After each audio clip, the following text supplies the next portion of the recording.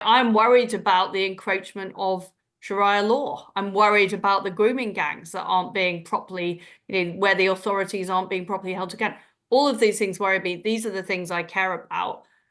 I would like to see, the best of the Conservative Party and the best of reform work together to be a real force at the next election. I always say, and I really do mean it, that Liz Truss is the best Prime Minister that we never really had. And it's becoming clear to people that she was taken down by a combination of the deep state, the civil service blob, the globalists, and the mainstream media. And it's very clear to understand why. Because Liz Truss is on the side of the people, she is on the side of the English, and she is prepared to raise issues like, for example, the sweeping spread of extreme Islam and the cover-up surrounding the Southport massacre that no other politician is prepared to go to. It does appear to be a difference of approach between Islamism and Islamist activity and the so-called far right that Keir Starmer made the centerpiece of his commentary about the riots. Yeah, he kept describing it as snake oil populism and using the term far right. Well, I'm sorry, Liz, you're not on the far right. I'm not on the far right. He has created a straw man here, hasn't he? I think that's right. Yes. Now, of course, there are elements, that, and I don't obviously condone anything like racism or, inciting violence or those types of activity. But what has been created, I think, is a chilling effect on people able to express their honest views. And that is very dangerous in our society. Honestly, that weekend I was speaking to some of the biggest figures on the right, both in terms of commentators, some who are still in the mainstream media, and they all said that they were now scared about speaking out because of this crackdown. And of course, we did see, Liz, some people post pretty silly things online that went too far. But isn't it a question of degree and a question of there being some sort of equal playing field when it comes to punishment? And that didn't happen. I mean, Peter Lynch, who was a campaigner for Brexit, someone who is very much opposed to the World Economic Forum, someone who the mainstream media dismisses as a conspiracy theorist, but I certainly don't. He received 2 years and 8 months for being at one of these riots. He wasn't violent at all. He simply yelled inappropriate abuse to the police. He took his own life in prison. Then you have Lucy Connolly. She's the wife of the Conservative Party MP who made an inartful post on X in the wake of the Southport massacre. She has over 2 years in prison. Then you have Julie Sweeney, who is the grandmother who posted to her Facebook group about what happened, immediately felt very bad about it, deleted it. She is also locked up for over 2 years. By contrast, we have a man like Mohammed Hassan, a Muslim man who was filmed at a petrol station beating up 3 Asian women because they were in Western dress, and he received a suspended sentence. Likewise, Hugh Edwards, paedophilia. He didn't spend a day behind bars. I mean, when I just give you those examples, can you understand why the public think there is two-tier justice?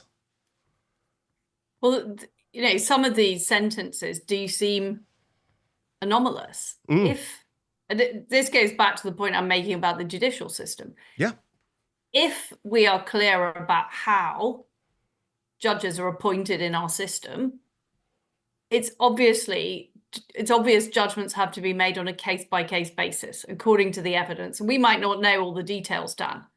But the problem is when the system is so opaque and people don't understand how people are appointed, what the procedures are, that is when you can lead to questioning of individual sentences. I mean, I think it is about restoring accountability to our system so that people understand who is responsible, because at present, that is simply unclear. And do you remember, Liz, the mainstream media went absolutely crazy when Steve Bannon, who himself has just been released from prison, mentioned Tommy Robinson. Just in time for the great. Yes, for the great victory. And he just mentioned the name Tommy Robinson. He's a big fan of Tommy Robinson's work. And he didn't even ask you directly about him. You didn't comment on him. But that almost got the mainstream media frothing at the mouth to cancel you again. Now, of course, a bit like Steve Bannon, Tommy Robinson is behind bars here. Very similar situation, contempt of court. He released this movie, Silenced, against advice. He's been locked up for 18 months, was sent to Belmarsh initially. Now he's an HMP Woodhill. Again, do you think that's a mistake? I mean, the situation of Steve Bannon, he was, my understanding is he was put in jail because of contempt of Congress, because of refusing to appear in front of a congressional committee, which sounds pretty ludicrous. And when I did the interview with him, I was simply answering the question he'd asked me. I think it was, we were discussing the appalling grooming cases that continue to take place in the north of England. And by the way, and not just in the north, actually around England, and still no local officials have been held to account. Nobody has been held to account who's aided and abetted and turned a blind eye to these crimes taking place. So I was keen to address the issue. It wasn't endorsement of Tommy Robinson. I wasn't deeply aware of exactly what he had done, but it's the whataboutism of the British media of making the interview about that rather than the fact that children are being raped and violated systematically in towns across our country. And I just find that think is a bit more important. I find that sort of, there doesn't seem to be any reason about why, and the reason is, they're more interested in having a go at me as a politician than they are in talking about the truth of what's happening in our country. Absolutely. And that is how far I think the mainstream media has just gone astray. If we go back 30 or 40 years, there was a much greater commitment to reporting the truth, which there simply isn't now. You don't get the same level of investigation into what is going on. And I think that's very damaging. So all these people who spout off about democracy, I think that's damaging for democracy.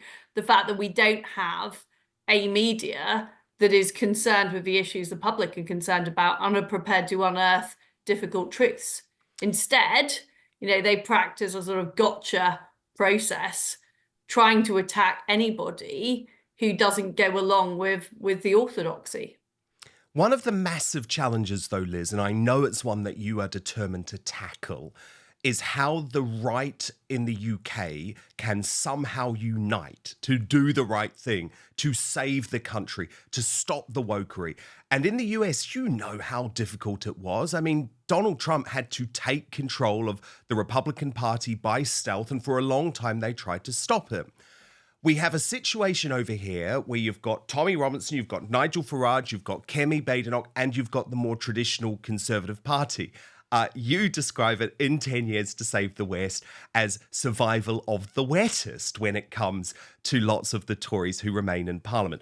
So before we get on to that, can I first ask you about Kemi Badenoch, newly elected? Yeah, I just want to say, I wouldn't leader. necessarily include all of those figures in the future of the right, for example, not Tommy Robinson. Got it.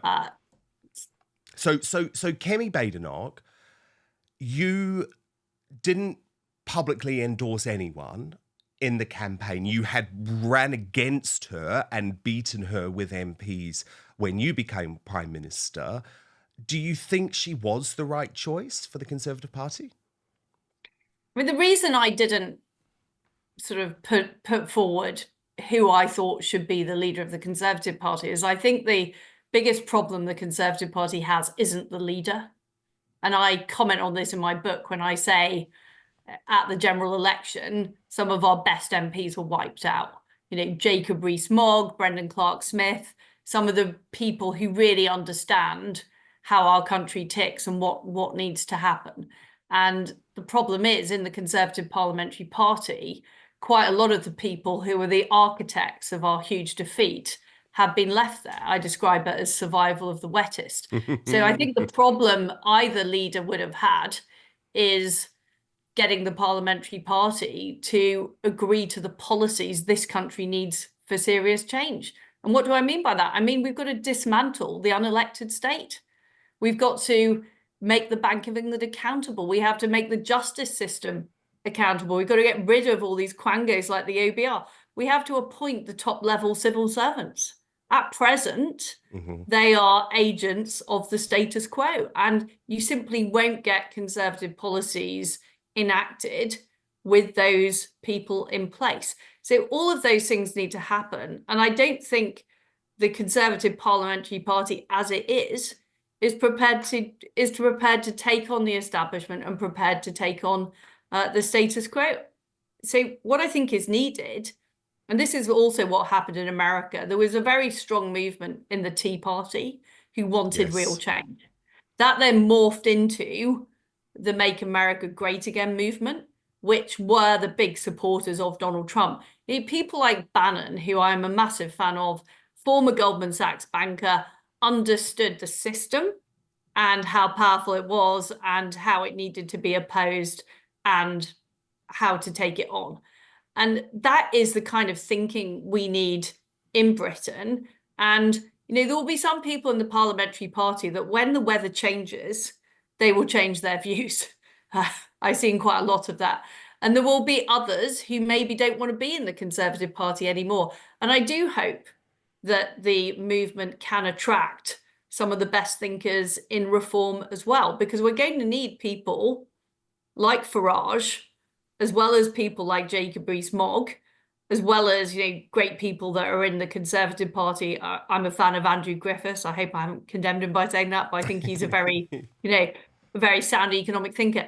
We need all of those people on the pitch, but we need a movement behind them, because what I found when I was trying to enact Conservative policies in Number 10 is I looked behind me, and there were some great supporters like you, Dan, but there wasn't a huge crowd of people. No. Actually calling for the change our country needed. No, they were out to get you from day one. They were out to get you from day one. That's certainly true of some of the parliamentary party. But the point I'm making, and the media, though, is there wasn't a Tea Party movement. There wasn't a MAGA movement actually counteracting the power that the elite have in Britain. No, and that needs to happen as well. You're not going to do it just with, you could have the new Winston Churchill, leader of the Conservative Party today. If there is not a movement in the country backing that person up, they will not succeed. Are you committed then to staying in the Conservative Party? I'm certainly committed to working in the Conservative cause. I'm a member of the Conservative Party. I've got no plans to join any other party. But what I care about is saving this country. I think we're in serious danger of another 1970s style financial crisis. We're in danger of blackouts from our absolutely dreadful energy policies being pursued by Ed Miliband. Ed Miliband is mad. He is mad. And we are in danger of real issues in our towns and cities by not taking on Islamism. Yes. I'm worried about the encroachment of Sharia law. I'm worried about the grooming gangs that aren't being properly, where the authorities aren't being properly held to account. All of these things worry me. These are the things I care about.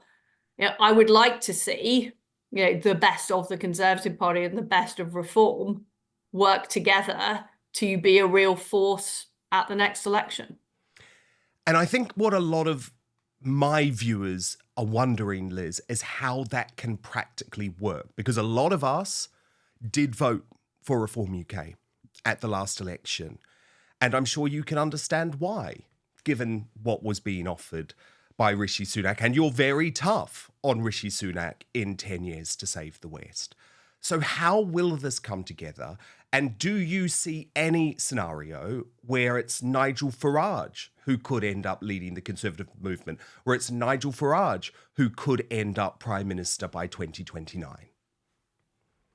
I think it's very difficult to say what's going to happen from here, but there's no doubt in my mind that at present we do not have a concerted political force that is capable of delivering a Trump-style victory in the United Kingdom. And that is what we need to get to by 2029. I think the first step is the movement.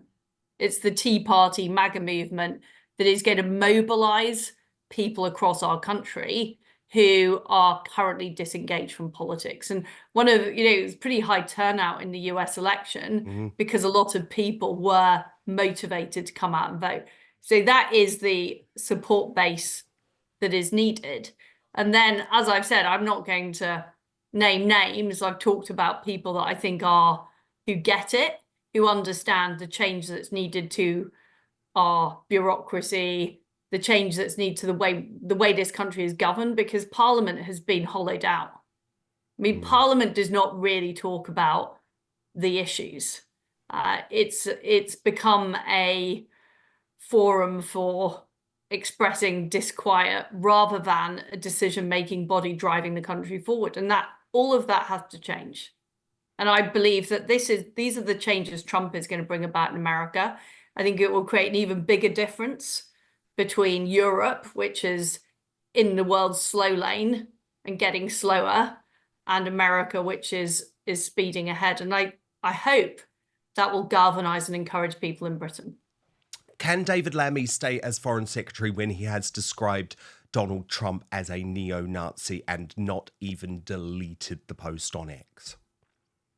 Well, it doesn't seem particularly wise by Keir Starmer to keep him in that job. I mean, I don't think he's doing a very good job anyway. He's given away the Chagos Islands. He's cozied up to China. I don't think he's adding any value in that job. I don't think the Labour benches are replete with talent, but I'm sure they could. I mean, would they even be able to find an MP who hadn't said something offensive about Donald Trump? No. I don't know. No, I mean, Starmer has, Angela Rayner has. It's how they think. They all. It's a sport for the Labour Party, being offensive about Donald Trump. So, yes, I think he should be removed from the job. I don't think he is doing a good job. I also think Ed Miliband is a disaster zone, and I think they need a chancellor who's realistic about the country's economy and how much needs to be changed. Do you think Ed Miliband's the most dangerous man in Britain? No, I think Keir Starmer is. But first, you know how often I talk about the need for free speech to be protected? Well, I've been increasingly thinking of the need for personal protection from snoopers, bad actors, and hackers online. And I'm delighted to tell you I have now found the fail-safe solution. But what's more, this VPN or virtual private network is also a life changer when it comes to providing you entertainment and information from anywhere in the world.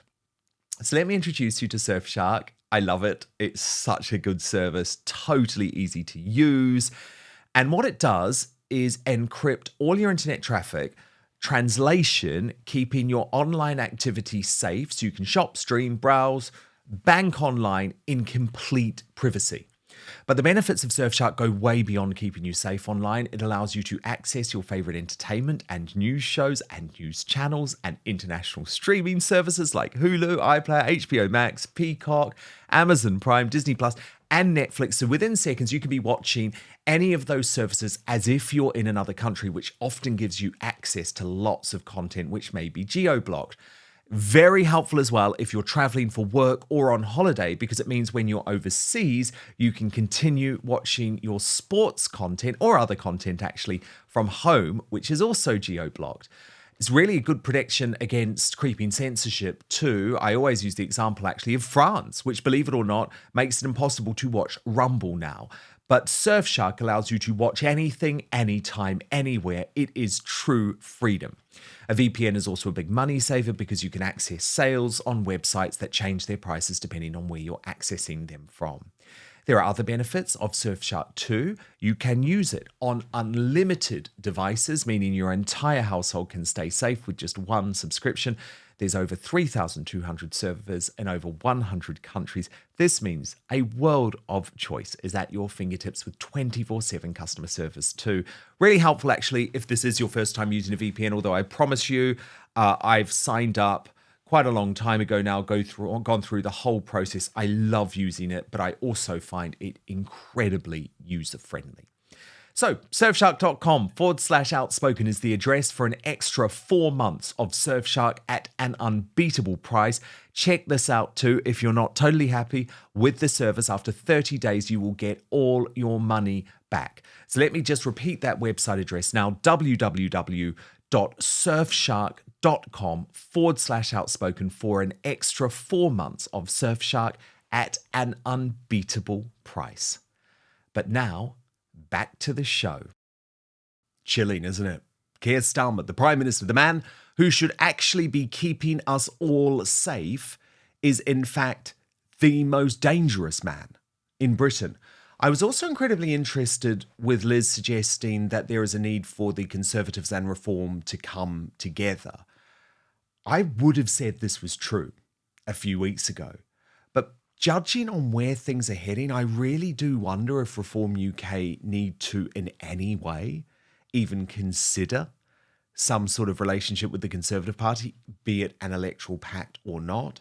And it was fascinating, wasn't it, to see a former Conservative Prime Minister, a proud member of the party who has donated and spent her career really backing this party, giving such a tepid endorsement to the Conservatives. Liz Truss, I think, would be very welcome in Reform UK. Thank you so much for watching Dan Wootton Outspoken. Please click on my face just to the bottom left to subscribe to this brand new independent news source and turn on the notification bell so you'll be alerted to our brand new live shows, uncancelled interviews, and special royal episodes. Outspoken is also now available as a podcast, so you can listen to the show every weekday on the go, wherever you are.